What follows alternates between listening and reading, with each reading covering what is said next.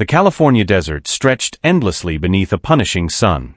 The wind carried dust across the firing range at Fort Irwin, where the sound of laughter and gunfire blended into a rhythm only soldiers understood. It was supposed to be a quiet afternoon, a day of relaxed drills for Delta Force operators who had just returned from months overseas. Their commander, Captain Ryan Cooper, stood with his arms crossed, a man in his early 30s with a sharp jawline and eyes that had seen too many battles. The men and women of his team were the best in the world. They had survived ambushes, defused bombs under fire, and taken down targets in impossible conditions. Here, at the edge of the Mojave Desert, they finally allowed themselves to breathe, to unwind. Some tested new optics on their rifles. Others joked about who could hit the farthest target. It was camaraderie born from scars and sand. Then, from the far end of the range, an unfamiliar figure appeared. He was an old man, his back straight but his pace deliberate, carrying a rifle that looked as though it had survived 2 world wars. The sun caught the silver strands of his hair, and for a moment, the chatter among the soldiers stopped. The rifle he held was made of wood, cracked, taped, and dull from decades of wear. A faint black strap hung loose from its side. It looked like something that belonged in a museum, not in the hands of a shooter. "What the hell is that?" someone muttered, followed by a ripple of laughter. Another voice chimed in, "Hey Grandpa, the antique fair's that way." Even Ryan couldn't help a smirk. He had seen plenty of veterans visit the base before, usually for ceremonies or memorial events. Maybe the old man was one of them, a retired marksman, nostalgic for the sound of gunfire. The stranger stopped near the firing line and set down his gear. Without saying a word, he looked at the targets in the distance. His eyes were calm, steady, unblinking. He didn't seem bothered by the laughter. The only thing that moved was the small piece of red string tied to his finger, fluttering in the desert breeze. Ryan approached him, the commander's authority clear in his posture. "Sir, this is a restricted range. You're not supposed to be here without clearance." The old man looked up, his gaze sharp but kind. "I was told to come," he said quietly. His voice was calm, gravelly, the kind of tone that carried weight without effort. Ryan frowned. "By who?" Before the man could answer, one of the younger operators snorted. "Come on, Cap, let the old-timer take a shot. What's the worst that could happen?" The laughter returned, louder this time. A few soldiers stepped aside, making space as if watching a show. The old man didn't react. He knelt slowly, resting one knee on the sand, and placed the rifle on a small canvas pad. The weapon looked like it could fall apart at any second. Its scope was covered in rust, its wooden stock patched with black tape. "Let's see how the legend shoots," one of the snipers whispered mockingly. Ryan sighed and gestured toward the nearest range assistant. "Set a target at 1,800 meters. The assistant nodded, typing on his tablet to activate the long-range target. Moments later, a metal silhouette appeared far beyond the dunes, shimmering in the heat. The soldiers adjusted their modern rifles, sleek, digital, and precise, each worth more than the old man's entire setup. Ryan gave the signal. The first operator took the shot. A loud crack echoed, followed by a cloud of dust far to the right of the target. The next shooter fired, too high. Then another, too low. 5 shots, 5 misses. "Wind's tricky today," one muttered. The old man said nothing. He ran his fingers lightly along the barrel of his rifle, as though reacquainting himself with an old friend. Then from his pocket, he pulled out that same red string and held it up to the air. The thread wavered, trembling slightly. He adjusted his position, exhaled slowly, and closed one eye. "You don't have to do this," Ryan said. "That rifle's not built for this range." The old man smiled faintly. "Neither am I," he said, and his finger settled on the trigger. A sudden silence fell. Even the wind seemed to hold its breath. The young soldiers, still half amused, waited for the inevitable failure. But then a new sound broke through the air, the deep growl of an approaching engine. A military Humvee stopped just behind the firing line, its tires grinding against the sand. A man stepped out wearing a decorated uniform, his shoulders heavy with medals and his cap marked with the insignia of a major general. The laughter stopped instantly. "Major General Whitmore," Ryan said, snapping to attention. "Sir, we were just—" "Relax, Captain," the general interrupted. His voice carried authority, the kind that silenced a room. But his eyes weren't on Ryan. They were on the old man kneeling in the dust. For a moment, the world seemed to slow. The general took a few steps forward, his expression shifting from confusion to disbelief. "Is that the whisper?" he whispered under his breath, staring at the battered rifle. The soldiers exchanged confused looks. Ryan frowned, unsure he'd heard correctly. "The what, sir?" But the general didn't answer. His gaze locked onto the silver-haired stranger, and his voice softened with awe. "It can't be. Colonel Arthur Blake." The name struck like a sudden gust of wind. A few soldiers straightened, others froze.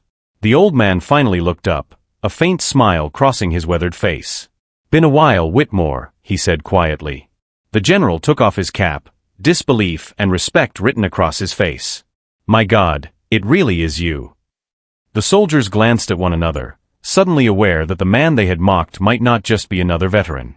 The air around them shifted. The laughter died completely, replaced by a sense of unease, and something else. Reverence. Because the name Arthur Blake wasn't just any name. It was legend. And for the first time that day, even the desert seemed to fall silent. No one spoke for several seconds. The only sound was the faint hum of heat over the sand, and the lazy flap of a flag at the far end of the range. Captain Ryan Cooper stood frozen, unsure how to react. The laughter that once filled the air had vanished, replaced by an uneasy tension that pressed on every chest. Major General Whitmore approached slowly, boots crunching on the gravel. His eyes never left the rifle. He bent down just slightly, as if afraid to disturb the memory it carried. "I never thought I'd see it again," he said under his breath. "That weapon belongs in a museum, or on a battlefield." Arthur Blake straightened up, his joints creaking faintly but his stance unbroken. "She still fires," he said quietly. "As long as I can breathe, she still fires." Ryan glanced at the rifle again. Now under the harsh sunlight, he noticed details he'd missed before: the carved initials near the trigger guard, the fine line of custom engraving along the barrel, the balance of weight that made it look less like an antique and more like an extension of its owner. The cracked wood wasn't decay. It was history. "Colonel Blake," Whitmore said, shaking his head slowly, "you disappeared after the Red Mountain operation. There were rumors, none confirmed." Arthur gave a tired half-smile. "Rumors are all that's left of most wars, General." The younger soldiers exchanged confused glances. One of them finally whispered, "What's Red Mountain?" Whitmore turned toward them. "A mission in 1991, he said. A recon team trapped in the Hindu Kush during a sandstorm. A rescue op that turned into a suicide run. Every sniper in the division said the shot was impossible. But Colonel Blake," he paused, looking at Arthur again. "He made it. 5,900 meters. From a moving helicopter." The words hung in the air like thunder. Ryan's breath caught. That distance was absurd. No modern rifle could stay accurate beyond 3,000 without advanced computing. And yet, the general's tone left no room for doubt. Arthur adjusted his rifle, his fingers brushing the taped section on the stock. "I didn't do it alone," he said quietly. "Wind, gravity, time. They all took their share of the shot. I just listened." Whitmore's eyes softened. "You called her the Whisper, didn't you?" Arthur nodded once. "Because if you pull the trigger right," he said, "the bullet never screams." No one dared move. The heat seemed to bend around them, as if the desert itself was listening.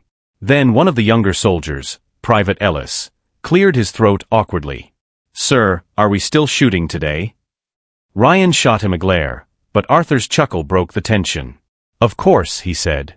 "You've got rifles that think for you, rangefinders that talk, scopes that adjust themselves. Let's see what they can do." The soldiers scrambled into position. Whitmore stepped aside, crossing his arms, his expression unreadable. Ryan ordered his team to take another round of shots. This time, they focused hard, adjusting for wind and distance. Crack. Miss. Crack. Too high. Crack. Too low. Dust clouds rose and fell with every bullet that failed to strike. The metallic ping of a hit never came. Sweat gathered on foreheads, frustration mounting. Arthur watched quietly, his face neither mocking nor impressed. After the last shot, Ryan lowered his rifle, exhaling sharply. "1800 meters and not a damn hit," he muttered. The old man took a slow step forward, the sand crunching beneath his boots. "Mind if I try?" he asked. Ryan hesitated. His pride wanted to say no, but something in the way Arthur spoke made refusal impossible. "Go ahead," he said finally. Arthur moved to the firing mat. He lowered himself with care, bones stiff but deliberate. His movements were practiced, patient, almost ritualistic. He pulled the bolt of his rifle, checking the chamber. Then from his pocket, he took out that same thread of red string and tied it loosely to the barrel's end. The wind tugged it gently eastward. "What's that for?" Ellis asked. Arthur didn't look up. "The wind tells me when it's ready," he said softly. The soldiers watched in silence. The world seemed to shrink around him. The noise, the wind, even the heat faded into background hum. He looked through the rusted scope. No digital display, no ballistic computer. Just glass and instinct. His breathing slowed. Inhale. Exhale. Then, a voice cut through the quiet. "Sir," a range officer called out, "target's live at 1800. Arthur nodded. "Good." He closed one eye. The red thread danced. For a long moment, nothing happened. Then came the faint squeeze of a trigger. The sound was nothing like the others. No thunderous crack, no echoing boom. It was a whisper, low, sharp, and clean. The bullet vanished into the horizon. 2 full seconds later, a metallic ping sang faintly across the range. The old man lowered his rifle. For a heartbeat, no one spoke.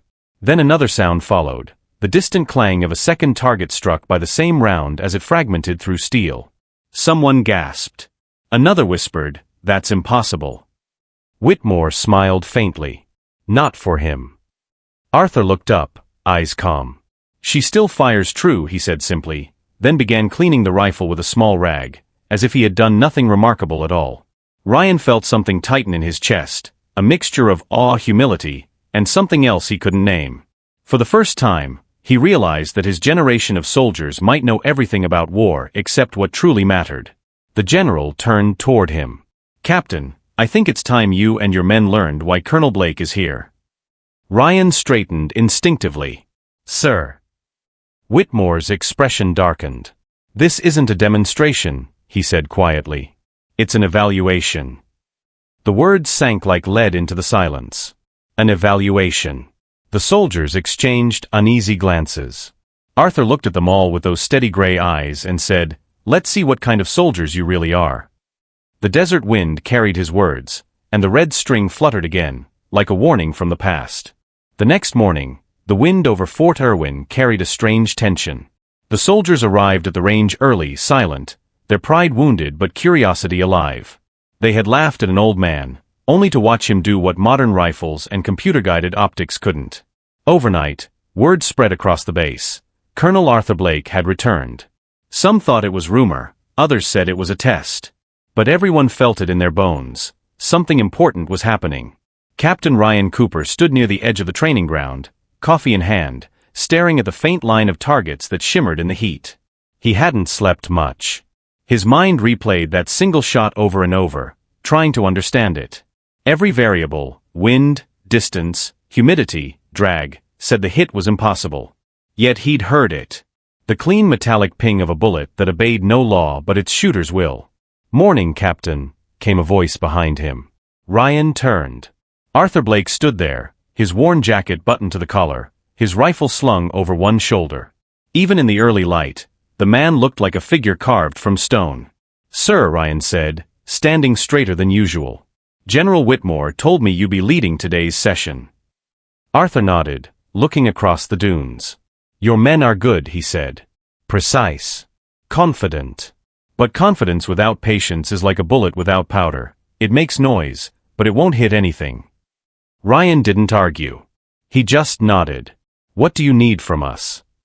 Arthur's expression didn't change. "Honesty," he said. "And focus." Soon the rest of the team assembled, 8 elite operators, all wearing advanced tactical suits, their rifles gleaming with optics that calculated everything from wind drift to temperature. They were the embodiment of modern warfare. Arthur, in contrast, seemed almost out of place, an echo of a past generation standing among machines. "Listen up," Ryan called out. "Colonel Blake's going to run the evaluation." Arthur stepped forward, his voice calm but sharp. "Today isn't about hitting targets. It's about reading them. Every range, every sound, every gust of air is a teacher. You ignore it, you fail." The soldiers exchanged looks. Some nodded, others appeared unsure. Arthur pointed toward the far dunes. "We're moving out there," he said. "No scopes, no data feeds. Just your eyes and your instinct." A murmur went through the group. Private Ellis raised his hand. "Sir, permission to ask, what are we supposed to shoot if we can't see the target?" Arthur gave him a thin smile. "You'll see it when you stop looking for it." The words confused everyone, but Ryan gave the order, and they followed. The desert stretched endlessly. Each step sank into fine, sun-baked sand. The heat climbed steadily, baking through their gear. Arthur walked in front, carrying the whisper like a staff. Every so often, he would pause, close his eyes, and feel the wind with his fingers. The men watched, uncertain if they were following a soldier or a sage. After nearly an hour, they reached a natural ridge. From there the horizon opened up, a valley of dunes and scrub brush, cut by dry riverbeds. Arthur set his rifle down on a rock and turned to them. "Targets are hidden," he said. 3 steel plates, scattered across this valley. No coordinates, no tech. You find them, range them, and hit them. Together. Ryan frowned. "That's a 10-square-mile radius, sir. We could be here all day." Arthur nodded once. "That's the point." The challenge began. The operators spread out, scanning the horizon with binoculars, crawling across sand and rock, marking coordinates on tablets. They moved like predators, trained and efficient. But hours passed, and not a single target was found. The sun climbed higher. Sweat darkened their uniforms. Frustration built quietly. Finally, one of them threw down his rifle. "This is pointless. They could be anywhere." Arthur, who had been sitting silently under a patch of shade, opened his eyes. "And what did you see while you looked?" he asked. "Nothing," the soldier snapped. "Just sand and wind." Arthur stood slowly, dusting off his knees. "Then you missed the lesson." He lifted his rifle and pointed, not through the scope, just by instinct. "Over there." The soldiers followed his gesture. At first, they saw nothing. But as the wind shifted, the light revealed a faint metallic glint far off, half buried in a dune. A steel plate. Ryan's jaw tightened. "How did you?" Arthur didn't answer. He simply knelt, aimed, and fired. The shot echoed softly. The target rang true. The men stared. Arthur lowered the rifle and said, "You can't find the target by force. You find it by silence. The desert doesn't hide things. It waits for you to listen." He turned and began walking again.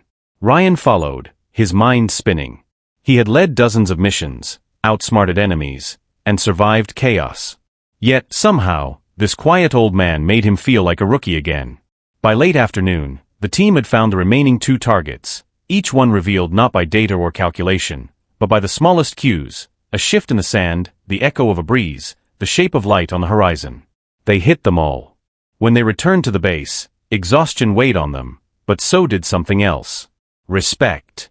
Arthur stood by the range, watching the sunset bleed across the desert. Ryan approached, still catching his breath. "Sir," he said, "I don't understand how you knew where to look." Arthur smiled faintly. "When you've lived long enough, Captain, you realize every target leaves a shadow, even the ones you can't see." He slung his rifle over his shoulder and began walking toward the barracks. Ryan called after him. "What happens tomorrow?" Arthur didn't turn. "Tomorrow," he said, "you stop being soldiers. You learn to be shooters." The sun dipped below the horizon, and the desert went quiet again, as if holding its breath for what was coming next. The next morning came with a stillness that felt almost unnatural. The desert was quiet, the sky pale and cloudless. By the time the first rays of sunlight touched the firing range, the soldiers were already there, standing in formation, faces set with determination. The laughter that once colored their training days was gone. Every man and woman in Delta Force now understood they were in the presence of something greater than a legend. Colonel Arthur Blake arrived without ceremony. No escort, no fanfare. He wore the same faded jacket, the same weathered boots, the same calm expression that could humble a general. The whisper rested in his hands, its wooden stock scarred yet polished clean. Major General Whitmore watched from a distance, arms folded, his face half-shadowed beneath the brim of his cap. "Let's see what kind of mark they leave today," he murmured. Arthur stood before the squad, his gaze sweeping slowly across them. "Yesterday, you learned to see what's hidden," he said. "Today, you'll learn what it means to trust what you see." Ryan Cooper stepped forward. "Sir, what's the mission?" Arthur nodded toward the far side of the range, where several wooden structures had been built overnight. "You'll run a live exercise," he said. "Targets are unknown.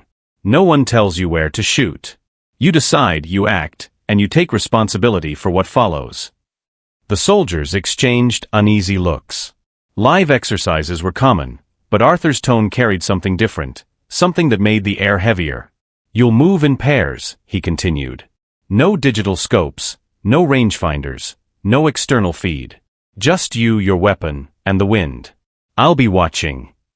Ryan nodded, signaling his team to prepare.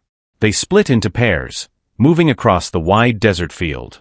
The sound of footsteps on gravel mixed with the faint hum of the wind. The exercise had begun. At first, everything seemed standard. The soldiers scanned, observed, advanced. Then suddenly distant bursts of static echoed from hidden speakers buried in the sand, recordings of gunfire, shouting, chaos. It was disorienting, deliberately so. One of the younger soldiers panicked and fired at a false target, an empty barrel rigged with sound sensors. The round hit, but a red light flashed on the ridge. "Missed objective." Arthur's voice came softly through the field radio. "You fired before you understood. That's not war, that's fear." Ryan gritted his teeth and led his partner deeper into the course. They crouched behind a sand berm, scanning for the real target. It was hard to tell what was real and what wasn't. The mirage shimmered, distorting distance. Every shadow looked like movement. Then through the haze, Ryan spotted something, a glint of metal, faint and low to the ground. 900 meters, northwest, he whispered. His partner aimed through a standard optic. "I can't get a read. Wind's shifting." Ryan steadied his breath. He remembered what Arthur had said. "You can't find the target by force. You find it by silence." He closed his eyes for a second, feeling the air graze his cheek. The wind came from the south, gentle but steady. He adjusted half a degree left. Exhale. Squeeze. The rifle cracked. A metallic ping rang out, sharp and clean. Direct hit. For a moment, all sound faded again. Then, Arthur's voice came through the radio, faintly proud. "Good. You listened." Ryan exhaled slowly. His heart pounded, but not from adrenaline. From clarity. As the team progressed, the others began to find their rhythm. They learned to read the dust patterns, the shift in light, the way sound bounced between dunes. It was no longer about sensors or equipment. It was instinct, patience, and connection to the land itself. Hours passed. Sweat streaked down faces, and rifles grew hot under the sun. Yet none of them complained. Each hit carried more weight than the last, not because it proved skill, but because it revealed discipline. Finally, as the exercise drew to an end, Arthur called the ceasefire. The soldiers gathered near the command tent, exhausted but alert. The general approached, giving a subtle nod of approval. Arthur faced them once more. "You did well," he said. "But don't mistake precision for mastery." Private Ellis raised his hand timidly. "Sir, if not precision, then what is mastery?" Arthur stepped closer, his eyes steady and unreadable. "Mastery is when you understand the weight of the bullet before it leaves the chamber," he said. "When you know that every shot you take, every decision you make, changes more than the target. It changes you." The soldiers fell silent. Even Whitmore seemed moved by the words. Then, without warning, Arthur turned, lifted his rifle, and fired a single shot toward the horizon. The sound rolled like thunder across the desert. A moment later, a puff of dust appeared nearly 2 kilometers away, followed by the clear ping of metal. It was effortless. He lowered the rifle, his hands steady. "That's not a demonstration," he said quietly. "That's a memory." Ryan stepped forward, voice soft. "A memory of what, sir?" Arthur looked out at the desert. "Of every soldier I couldn't save. Every shot that came too late. Every target I should have never taken." The desert wind carried his words across the silence. Ryan wanted to speak, but the weight of the moment held him still. The team stood there, understanding that what they had witnessed wasn't just a lesson in marksmanship. It was the story of a man who had seen too much, who carried ghosts in every breath. As the sun began to sink, the sky burned orange and red. The whisper caught the light, glowing faintly in Arthur's hands. He turned to Whitmore. "Tomorrow's the final test," he said. The general nodded slowly. "And what happens if they fail?" Arthur's gaze hardened. "Then the whisper stays silent forever." The desert swallowed the last of the light, leaving only the outline of the old colonel standing alone, facing the horizon where every bullet, every mistake, and every lesson seemed to vanish into the setting sun. Dawn broke with a pale shimmer over the Mojave horizon. The air was cold, almost still, as if the desert itself anticipated what was about to happen. Inside the range compound, silence reigned. No laughter. No idle chatter. Just the faint creak of boots on gravel as the Delta Force operators prepared for their final evaluation. Colonel Arthur Blake stood near the observation deck, facing east. His silhouette was framed by the rising sun, his silver hair glinting faintly in the light. The whisper rested against his shoulder, calm and dignified, like a sword waiting to be drawn one last time. Major General Whitmore joined him, hands clasped behind his back. "They're ready," he said quietly. Arthur didn't turn. "We'll see." Whitmore studied him for a moment.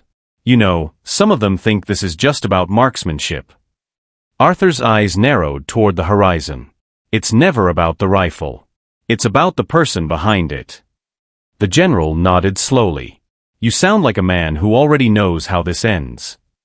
Arthur gave a faint smile. "I've known for 30 years. Across the field, Captain Ryan Cooper assembled his team. Every one of them looked sharper, calmer. Yesterday's doubts were gone. Today, their movements carried purpose. Ryan's voice cut through the quiet. "You've all seen what Colonel Blake can do. Today, we prove we've learned from him. The test is simple, one target, 2 miles out. Winds unpredictable, temperatures rising, and there's only one round each. Make it count." The words echoed through the range. Each soldier stepped forward, one by one, loading a single round into their chambers. The metallic clicks sounded like the ticking of a clock. Arthur watched from behind, his expression unreadable. He wasn't there to judge their aim, he was there to see their composure. Private Ellis went first. He inhaled slowly, steadied the rifle, and fired. The round vanished into the distance. A soft ping answered. Direct hit. He lowered his weapon, disbelief on his face. Next came Sergeant Morales, another hit. Then 2 more, perfectly centered. Arthur's lips curved slightly. The desert had taught them well. When it was Ryan's turn, the air seemed to tighten. He settled into position, the scope's crosshair trembling over the distant steel plate. He adjusted for wind, just as Arthur had taught him. Feel first, measure second. His finger rested on the trigger. But before he fired, a voice broke the silence. "Captain," Arthur said softly. "Don't shoot yet." Ryan looked up. "Sir." Arthur walked toward him, the whisper in hand. "There's something I need you to understand before you take this shot." He stopped beside him, eyes fixed on the target far away. "A rifle is honest," he said. "It never lies. It only reveals who you are the moment you pull the trigger. The man who fired this rifle 30 years ago didn't understand that." Ryan studied him carefully. "You're talking about Red Mountain." Arthur nodded slowly. "We hit the target that day, but the shot cost lives we didn't mean to take. The storm blinded us. We thought we were saving men. We weren't. I've lived every day with that sound, the sound of the whisper taking something I couldn't give back." The soldiers nearby stood motionless. No one dared speak. The desert wind had gone silent again. Arthur turned and handed the whisper to Ryan. "You finish it." Ryan hesitated. "Sir, I can't."